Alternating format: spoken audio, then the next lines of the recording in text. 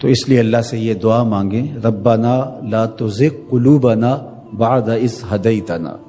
اللہ ہدایت کے بعد ہمارے دلوں کو دوبارہ ٹیڑھا نہ کر دینا۔ روشنی کے بعد جب اندھیرا پھیلتا ہے تو وہ زیادہ گہرا ہوتا ہے، ہدایت کے بعد جب دوبارہ گمراہی کے اندر بندہ گرتا ہے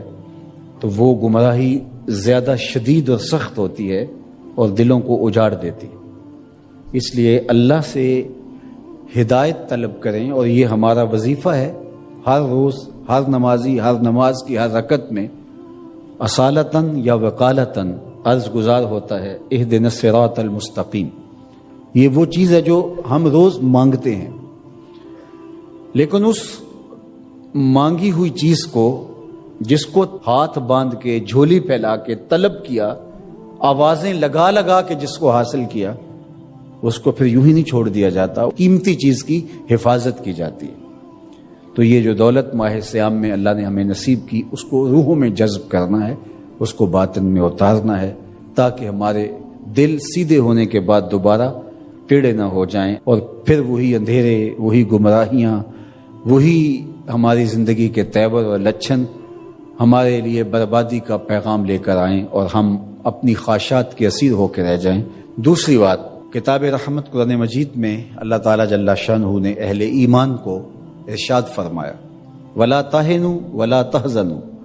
وَأَنْتُمُ الْأَعْلَوْنَ إِن كُنتُم مُؤْمِنِينَ، کمزوری نہ دکھانا اور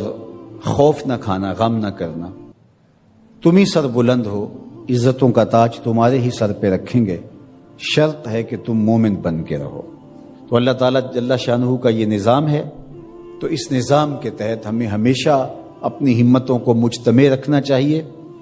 اور ہمیشہ اسلام کے دیے گئے ضابطوں کے مطابق اپنے آپ کو ڈھال کر کے زندگی بسر کرنے کا عزم کرنا چاہیے،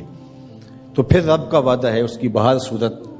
تکمیل ہوگی۔ تو آج ہم دنیا کے اوپر جو ذلت و رسوائی، پستی اور ذبحالی کا شکار ہیں، تو اس کا سبب یہ ہے کہ ہم نے اللہ کے ساتھ کیے گئے وعدے کی تکمیل نہیں کی، اور آج وہی امت جو 313 ہو کے کفر کے مقابلے میں کھڑی ہو گئی تھی، اور فاقہ مستوں نے 10 اونٹ روز ذبح کر کے کھانے والے شکم پرستوں کے پڑخچے اڑا کے رکھ دیے تھے، اور عظیمت کی انوکھی داستان رقم کی تھی کہ میرے رب نے بھی اس دن کو یوم فرقان کہہ کے پکارا تھا۔ آج یہ وہی امت ہے، 56-57 اسلامی ملکوں کی افواج، جدید میزائل، آلات حرب و ضرب، اور ہم دنیاوی وسائل سے مالا مال 56-57 اسلامی ملک آج یہ منتیں کرتے پھرتے ہیں کہ سلامتی کونسل کا اجلاس ہی طلب کر لیا جائے، اور وہ کس بے نیازی کے ساتھ کہتے ہیں کہ نہیں اب چند دن بعد کریں گے۔ کیا یہ دن بھی ہم نے دیکھنے تھے؟ عجیب بے بسی کی صورت ہے، اللہ اس امت کو کھویا ہوا وقار عطا کرے، اور یہ ہمیں سزا مل رہی ہے جو ہم نے حضور کو دکھ دیا۔ میں آپ سے پوچھتا ہوں، گھر کے سربراہ کو کتنی تکلیف ہوتی ہے جب اس کے بیٹے آپس میں لڑ رہے ہوتے ہیں، اس کا دل خون کے آنسو ہوتا ہے، تو جب امت آپس میں 73 گروہوں میں بٹی ہو تو رسول اللہ کو کتنی تکلیف ہوتی ہوگی۔ گنبد خضرا میں حضور کتنے دکھی ہوتے ہوں گے،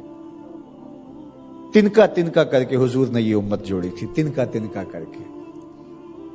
کتنی اذیتیں کاٹی تھی حضور نے اس امت کے لیے۔ مختلف مزاجوں کے لوگ کو ایک امت بنایا تھا حضور نے۔ سلمان فارس سے آئے تھے، سہیب روم سے آئے تھے، بلال حبشے کے تھے، حضرت ابو بکر و عمر مکے کے تھے، حضرت سعد مدینے کے تھے، کہاں کہاں سے لوگ آئے، ان سب کو جوڑ کر کے ایک مزاج دیا،